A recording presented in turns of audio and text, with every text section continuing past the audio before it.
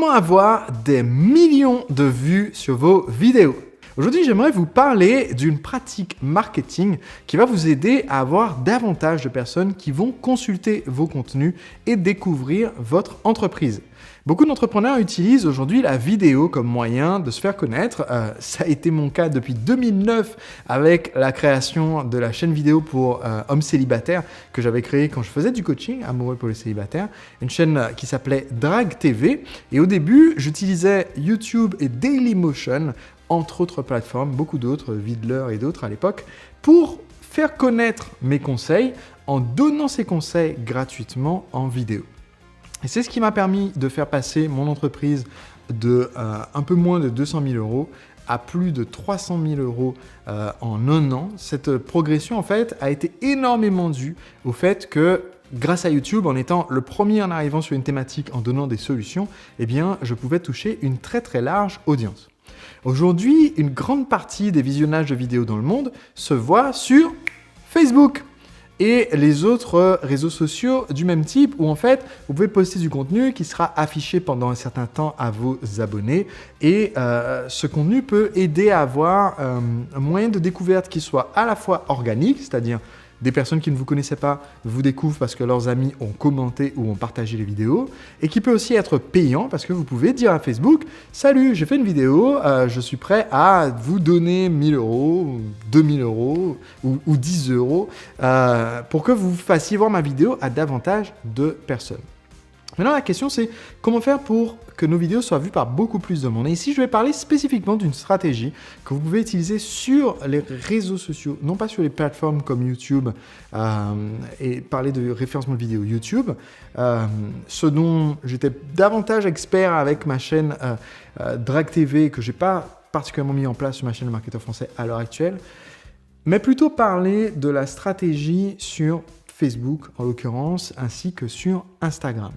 En fait, il y a un développement intéressant qui s'est produit au cours des dernières années, alors je fais cette vidéo, qui est l'évolution de la plateforme de Facebook et des plateformes dont ils sont les propriétaires, notamment Instagram, vers le format vidéo.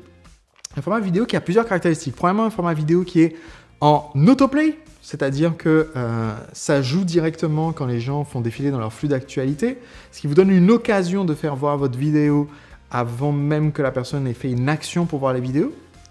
Deuxièmement, ces vidéos, elles sont en autoplay, c'est-à-dire en lecture automatique, mais elles sont muettes. Donc les vidéos commencent à jouer mais sans le son et il faut une action de l'internaute pour pouvoir regarder la vidéo avec le son, ce qui vous force en fait à faire en sorte qu'on puisse comprendre l'intérêt de rester sur ce message vidéo alors qu'en fait on n'entend pas ce que vous dites.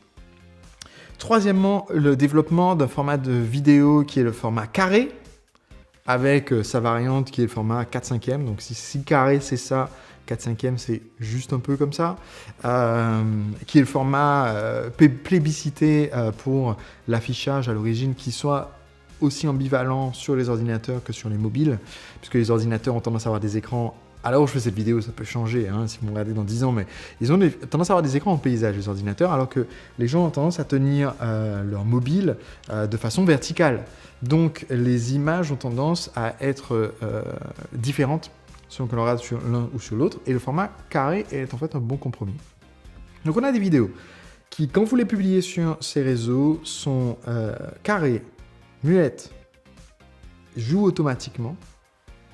Et donc, une des meilleures stratégies pour avoir un maximum de vues sur vos vidéos, c'est de procéder de façon complètement différente de ce qu'on peut faire avec YouTube.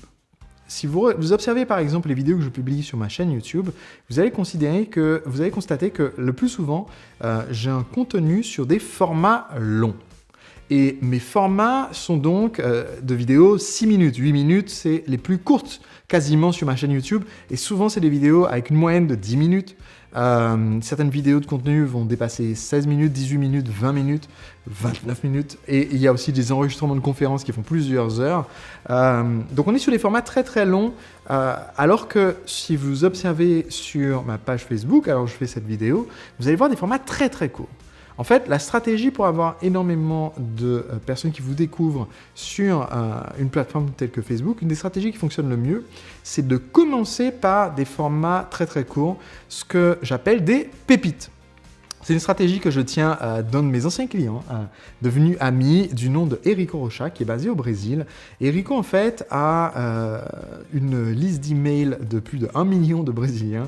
Sa page Facebook a presque 2 millions de fans alors que je fais la vidéo d'aujourd'hui. Et ce qu'il cherchait, en fait, c'est à communiquer son message en vidéo. Et il s'est rendu compte que Facebook n'affichait pas ses publications à tout le monde quand il mettait un post sur Facebook, quand il faisait un live sur Facebook. Et donc, il s'est posé la question, comment faire pour toucher énormément de personnes, y compris les personnes qui ne sont pas encore fans de mon entreprise et qui ne me connaissent pas encore. Et il s'est dit, en fait, au lieu de faire la même chose que je fais ailleurs, c'est-à-dire de faire des contenus longs avec beaucoup d'argumentation, je vais ramener tout mon contenu dans un format qu'il a appelé les nuggets, les pépites. Donc, je vais faire des formats pépites qui sont moins d'1 minute et qui remplissent les autres exigences. Donc, ils font moins d'1 minute et ils sont aussi carrés et sous-titrés parce que les vidéos sont muettes. Donc, on a un format moins d'1 minute, carré, sous-titré et qui est en fait un format extrêmement dynamique et qui est beaucoup plus facile pour les personnes à consommer quand elles sont en train de visiter leur flux Facebook. Elles ont tendance à rester si on capte leur attention dans les premières secondes, ce qu'on peut faire parce qu'il y a le texte. Et en plus, ces personnes, la magie des réseaux d'aujourd'hui, c'est que vous pouvez créer une audience constituée des personnes qui ont regardé ces vidéos-là. Donc, ce qui est intéressant, c'est que si vous produisez beaucoup de ces formats très très courts, vous allez avoir une audience qui est importante, de personnes qui ont regardé certaines de ces vidéos, et ensuite vous pouvez cibler à nouveau cette audience pour leur montrer des vidéos plus longues. C'est ce qui fait que, en utilisant cette stratégie, j'ai augmenté, j'étais à peu près à 1 demi-million de personnes qui avaient regardé plus de 10 secondes d'une de mes vidéos. Alors je fais celle-là, maintenant on est à peu près à 1 million, donc beaucoup plus.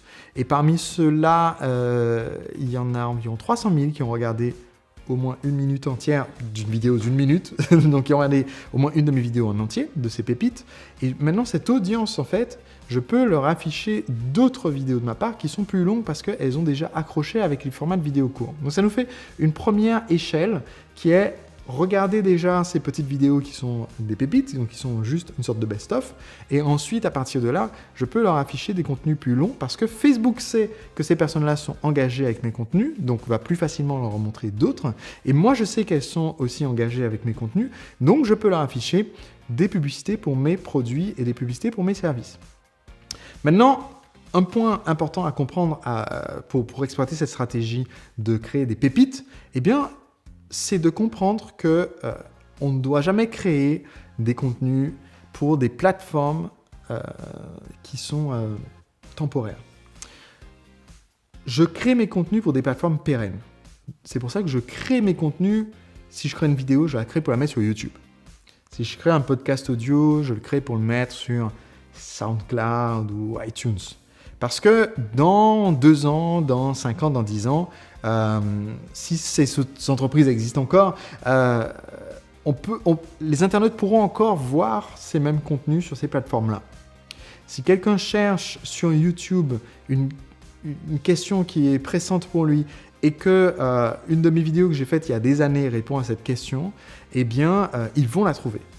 Ce n'est pas du tout le cas sur un réseau social avec une forme de flux d'actualité comme Twitter, comme Facebook, comme Instagram, parce que ces contenus sont extrêmement éphémères. Vous les postez, il est midi, à 6 h du soir, il n'y a plus personne qui les verra parce que c'est déjà enterré dans leur flux. Le lendemain, ce contenu pourrait aussi bien ne plus exister. Il existe encore, il est archivé quelque part, mais plus personne de nouveau ne va le voir. Donc, point important que je veux dire par là, c'est que bien que je vous recommande d'envisager de créer ces contenus courts, ces pépites, de façon à toucher plus facilement les gens parce que c'est un contenu beaucoup plus court, beaucoup plus digeste, beaucoup plus facile à regarder, eh bien en fait, je ne recommande pas de le créer pour la plateforme. Je recommande en fait que ces pépites ne soient pas de la création, mais de la curation. C'est-à-dire que vous les créez à partir de contenus que vous avez déjà fait pour une plateforme pérenne. Et ça m'amène aussi à vous expliquer que quand je crée ces vidéos de 1 minute, au départ, je me disais, ok, en fait, ce que je vais faire, c'est que je vais filmer des vidéos de 1 minute. C'est une grosse erreur parce que vous allez rencontrer une barrière. Et cette barrière, c'est une notion que dans mon équipe, on appelle la valeur par minute. J'en ai déjà parlé dans une précédente vidéo sur comment augmenter le visionnage de vos vidéos. Et l'idée, c'est que si vous faites un podcast audio, un podcast vidéo, si vous faites même un article de blog, ce qui va faire que les gens vont écouter davantage et vont écouter un autre épisode, ce qui va faire que les gens vont rester, même si le contenu est long, c'est la quantité d'idées et de contenu que vous leur apportez par minute. Et donc, si les idées sont trop diluées, les gens ont l'impression de perdre leur temps. Par exemple, il y a des podcasts auxquels je me suis abonné en anglais, de gens dont j'adore ce qu'ils ont à dire. J'ai lu leurs livres, j'adore leurs livres. Je trouve que c'est des gens très inspirants. Mais quand j'écoute le podcast, ça dure 40 minutes pour dire une idée. Il y a une seule information en 40 minutes et on ne dit que ça en 40 minutes. Et ça, c'est frustrant. Et je sais que certaines personnes ont déjà eu cette frustration, même par rapport à certaines de mes anciennes vidéos où c'était le cas. Et donc maintenant, j'essaie d'être plus attentif à ça. Et donc, au lieu de donner juste une idée, par exemple, je pourrais juste vous donner l'idée. Pour avoir plus de gens qui font vos vidéos, il faut faire des vidéos courtes. Ça, c'est une chose, une idée.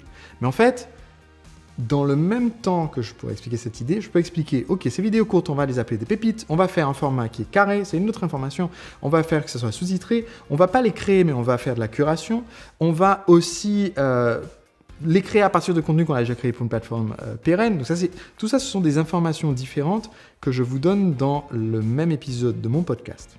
Ok ? Ça fait beaucoup d'informations, et plus je fais d'informations différentes que je fais tenir dans un épisode, plus les épisodes sont denses. Plus les épisodes sont denses, plus ils sont intéressants. Ça augmente les chances que les gens vont les réécouter. Ça augmente les chances que les gens écoutent un autre épisode plus tard. Ça fait aussi, pour certaines personnes, que ça leur donnera l'impression que ça va trop vite, parce que je dis trop d'informations en trop peu de temps, donc ils vont un peu survoler. Mais si je dis trop d'informations en peu de temps, ils vont soit réécouter, soit dire bon ben ok Sébastien, tu sais de quoi tu parles, machin chouette, je voudrais faire une formation carrément, et puis comme ça tu m'expliqueras tout de A à Z en prenant ton temps, je paye une formation. Ce qui est bien parce que je vends des formations. Mais donc cette notion de valeur par minute, elle est importante parce que si vous essayez de filmer une vidéo d'1 minute, c'est très très difficile de dire beaucoup de choses intéressantes en 1 minute. Ne serait-ce que parce que quand vous lancez pour filmer une vidéo, vous allez faire une introduction, bonjour, je suis machin, je vais vous parler de cela, vous allez voir faire une conclusion, des transitions, et tout ça, ça va vous bouffer 40 secondes sur votre minute. La meilleure façon de faire une vidéo de 1 minute qui a énormément de valeur, c'est de prendre une vidéo de 10 minutes et de prendre le best-of de ces 10 minutes et d'en faire 1 minute. D'où l'expression pépite. En fait, on est en train de condenser un contenu qui était plus long pour en faire une version plus courte. L'épisode d'aujourd'hui, qui va durer plusieurs minutes, eh bien, on va le prendre et on va juste au montage couper toutes les répétitions, les exemples, les hésitations de Sébastien, l'intro, la conclusion, et garder quelques phrases clés pour faire un épisode de 59 secondes. Et c'est cet épisode-là qui nous sert de pépite, qui fait que beaucoup de gens vont le découvrir qui ne me connaissaient pas avant.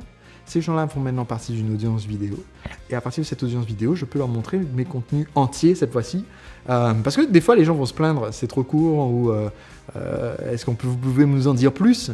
Et là, c'est à ce moment-là qu'on arrive avec le contenu un peu plus long. Voilà donc comment vous pouvez obtenir rapidement un grand volume de personnes qui regardent vos vidéos. Depuis que j'utilise la stratégie des pépites, comme je vous ai dit, j'ai ajouté 1 demi-million de personnes qui ne me connaissaient pas avant, qui ont vu mes vidéos, et ça c'est en l'espace de 3 mois.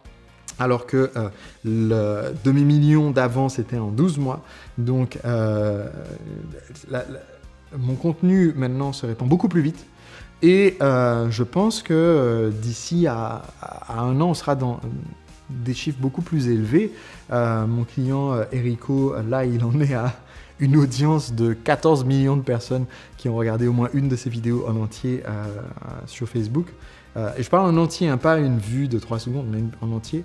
Et c'est quelque chose qui, je pense, est une très bonne plateforme pour se construire une audience de gens qui vous connaissent et qui ensuite vont rejoindre votre liste par email. et ensuite vont acheter vos produits et services.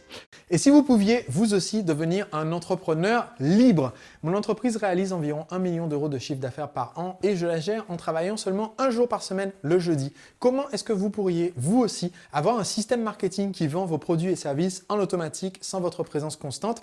C'est ce que j'explique dans ce livre, Le secret des entrepreneurs libres. Vous allez y découvrir les techniques utilisées par mes clients dans 25 secteurs d'activité différents et vous pouvez en ce moment recevoir le livre et le lire et décider seulement après si vous souhaitez le payer. Allez sur entrepreneurlibre.com/livre afin de le recevoir, le lire et me dire si vous pensez qu'il en vaut le prix. Plus de 15 000 entrepreneurs en ont déjà profité et j'aimerais que ça soit votre tour. Donc entrepreneurlibre.com/livre.